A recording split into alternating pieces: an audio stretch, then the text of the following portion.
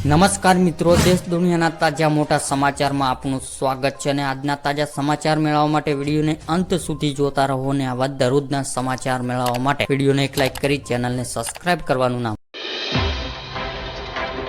અંબાલાલ પટેલે કહ્યું એટલે પાકું એટલે કે મિત્રો છેલ્લા કેટલા દિવસથી ગુજરાતમાં વરસાદનું તીવ્રતા ઘટી છે અને ગણ્યાત ગાંઠના તાલુકામાં હળવાથી વરસાદના ઝાપટા નોંધાઈ રહ્યા છે. ત્યારે મિત્રો ગુજરાતમાં વરસાદ ખેંચી લાવવાની બંગાળની ખાડી પર સર્જાયેલું સિસ્ટમ ટોળ રાજસ્થાન તરફ ફટાઈ જતા વરસાદનું જોર છે તે ઘટી ગયું છે. એવામાં જાણીતા હવામાન નિષ્ણાત અંબાલાલ પટેલે હજુ થોડા દિવસમાં વરસાદનું વિરામ લેશે અને 22 જુલાઈ બાદ વધુ એક સિસ્ટમ સક્રિય થશે તેવી આગાહી કરી છે. જે મિત્રો અંબાલાલ પટેલે જણાવ્યા મુજબ આગામી 19 જુલાઈના રોજ સૂર્યપુરુષ નક્ષત્રમાં પ્રવેશ કરશે અને આ નક્ષત્રમાં થતા વરસાદનું પાણી સારું માનવામાં આવે છે. જ્યારે મિત્રો 22 જુલાઈથી વધુ એક સિસ્ટમ બંગાળની ઉપસાગરમાં બનશે, જેની અસર ભાગરૂપે આગામી 26 થી 30 જુલાઈ સુધી ગુજરાત અનેક ભાગોમાં અંધાર્યો વરસાદ પડી શકે.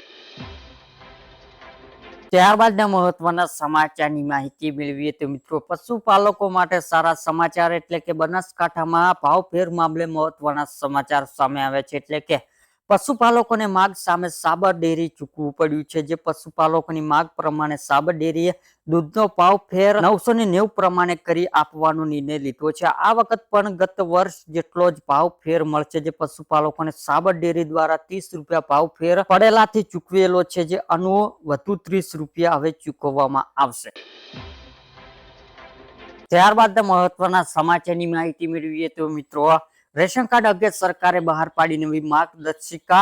એટલે કે જો તમે રાશન કાર્ડ ધારકો છો તો પછી તમારા માટે આ કામને શક્ય તેટલું જલ્દી પૂર્ણ કરવું મહત્વનું છે, નહીતર તમને મળી રહેલા લાભ બંધ થઈ જશે. જો તમે નથી ઈચ્છતા કે તમારું નામ રેશન કાર્ડમાંથી કાઢી નાખવામાં આવે તો આ કાર્ય પૂર્ણ કરો.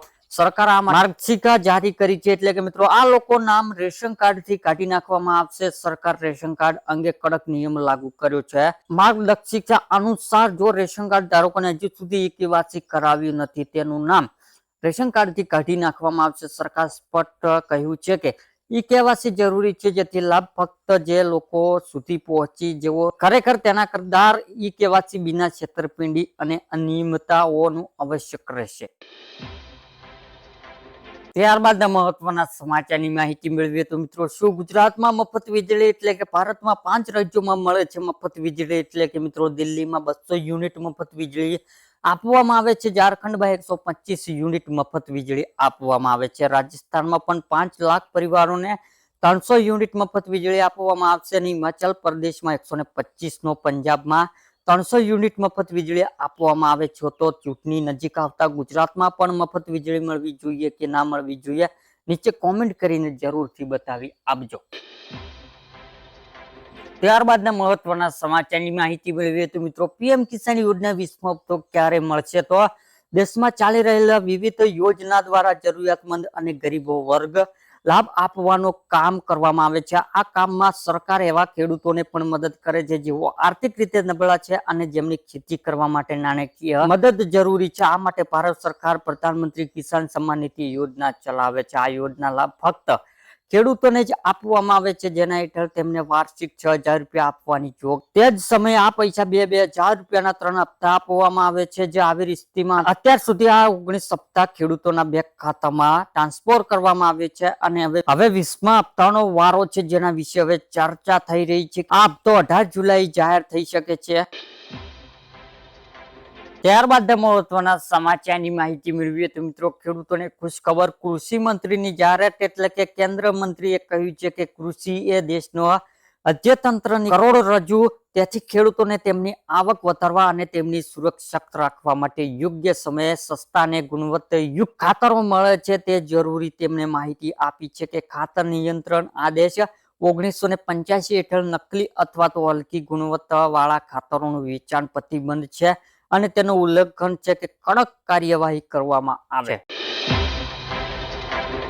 આધાર કાર્ડના નિયમો બદલાય. જો આ કામ નહીં કરો તો બંધ થઈ જશે. એટલે કે ભારતના આધાર કાર્ડ એક જરૂરી ડોક્યુમેન્ટ બની ગયું છે. જ્યારે મિત્રો આધાર કાર્ડ વગર કોઈ પણ કામ થઈ શકતું નથી. એટલે કે બાળકોનું એડમિશન હોય કે આઈડી બનાવવા જેવું બીજું કોઈ કામ હોય તો દરેક જગ્યાએ આધાર કાર્ડ જરૂરી છે. અને શાળામાં બાળકોનું એડમિશનની વાત આવે ત્યારે 5 વર્ષથી ઓછી ઉંમરના બાળકો માટે પણ આધાર કાર્ડ જરૂરી છે અને બાળકોનું આધાર કાર્ડ આઈડી આધાર કાર્ડના આધારે બનાવવામાં આવે છે, જેની બધી શાળાઓ દ્વારા ફરજિયાત બનાવવામાં આવ્યું છે. ત્યારબાદના મહત્વના સમાચારની માહિતી મેળવીએ તો મિત્રો, સરકારી યોજના મફત મોબાઈલ એટલે કે ગુજરાત રાજ્ય સરકાર ખેડૂતો માટે એક મહત્વપૂર્ણ પહેલી કરી છે. તેમના કૃષિ વ્યવસાય ટેકનોલોજીનો ઉપયોગ વધારવા માટે જે આ યોજના હેઠળ રાજ્યના ખેડૂતોને સ્માર્ટફોન સહાય આપવામાં આવી રહ્યો છે, જેથી તેઓ માર્કેટ ભાવ, મોસમની આગાહી અને અન્ય મહત્વ માહિતી મોબાઈલ પર સરળતાથી પ્રાપ્ત કરી શકે છે. આ યોજના મુખ્ય હેતુ ખેડૂતોને સ્માર્ટફોન આપવાનો છે, જેથી ખેડૂત માટે ખેતી માટે આધુનિક માહિતી મેળવી શકે. ત્યારબાદના મહત્વના સમાચારની માહિતી મેળવીએ તો મિત્રો, કપાસનું નુકસાન માટે કૃષિ રાહત પેકેજ જાહેર. એટલે કે રાજ્યના ઓક્ટોબર 2024માં થયેલું ભારે વરસાદના કારણે કપાસ પાકનું થયેલું નુકસાન માટે કૃષિ રાહત પેકેજ ઓક્ટોબર 2024માં જાહેર કરવામાં આવ્યું હતું ને ખરીફ 2024-25 ઋતુમાં વાવેતર કરેલું કપાસનો પાકને 33% તેથી વધુ નુકસાન થયું હોય તેવા ખેડૂતોને સહાય મળવા પાત્ર થશે. ત્યારબાદના મહત્વના સમાચારની માહિતી મેળવીએ તો મિત્રો, પાક વીમા યોજના એટલે કે ભારત સરકાર પ્રધાનમંત્રી પાક વીમા યોજના હેઠળ જો પાકને નુકસાન થાય છે તો ખેડૂતોને સરકાર દ્વારા વીમા સ્વરૂપે મળતર આપવામાં આવે છે. જેનો આ યોજના કોને લાભ મળે એટલે કે દેશના 50%થી વધુ વસ્તી ખેડૂતો છે ને આ જ કારણે કેન્દ્ર સરકાર ખેડૂતો માટે અનેક પ્રકારની યોજના ચલાવે છે. દેશના ઘણા ખેડૂતો એવા છે કે આર્થિક રીતે સમૃદ્ધ નથી. આ ઉપરાંત ઘણી વખત એવું જોવા મળ્યું છે કે અથવા તો વિવિધ કારણોસર પાકનું નુકસાન થાય છે, જેના કારણે ખેડૂતોને ઘણું નુકસાન થાય છે. ભારત સરકાર ખેડૂતો આ નુકસાનથી બચવા માટે પણ વ્યવસ્થા કરી છે.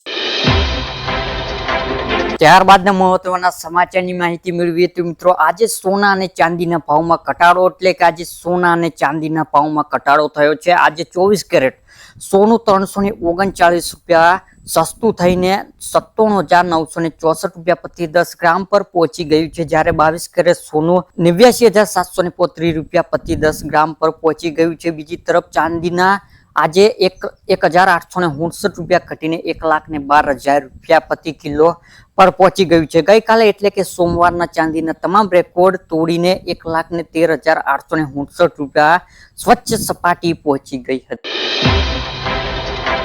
ત્યારબાદના મહત્વના સમાચારની માહિતી મેળવીએ તો મિત્રો, ઘર કંઠી ખરીદવા માટે 15,000 રૂપિયાની સહાય એટલે કે ગુજરાત સરકાર દ્વારા માનવ કલ્યાણ યોજના અંતર્ગત વિવિધ સ્વરોજગારી લક્ષ્ય યોજના અમલ મૂકવામાં આવી છે, જેમાં ઘરકંઠી સહાય યોજના મુખ્ય ઉદ્દેશ ગુજરાતના સ્વરોજગારી પ્રોત્સાહન આપવાનો છે. આ યોજના હેઠળ સરકાર લાભાર્થીઓને ઘરકંઠી ખરીદવા માટે 15,000 રૂપિયાની આર્થિક સહાય પૂરી પાડે છે. આનાથી લાભાર્થીઓને પોતાનું ઘર જે લોટ બનાવી તેનું વેચાણ આવક મેળવી શકે છે અને આત્મનિર્ભર બની શકે છે. જ્યારે આ યોજના લાભ લેવા માટે અરજદાર ગુજરાત રાજ્યના કામયાબી રહેવાસી હોવા જોઈએ. અરજદાર પરિવારોની વાર્ષિક આવક 1,20,000 થી ઓછી હોવી જોઈએ. સંપૂર્ણ વિગત અરજદાર પાસે BPL રેશન કાર્ડ હોવું જોઈએ. અરજદાર પાસે લોટ મિલ અથવા તો સંબંધિત ક્ષેત્રોમાં અનુભવ પ્રમાણપત્ર હોવો જોઈએ. સહાય યોજના હેઠળ 15,000 રૂપિયાની સહાય. જ્યારે આ યોજના લાભ લેવા માટે તમારે એક ઓનલાઈન ફોર્મ ભરવાનું રહેશે.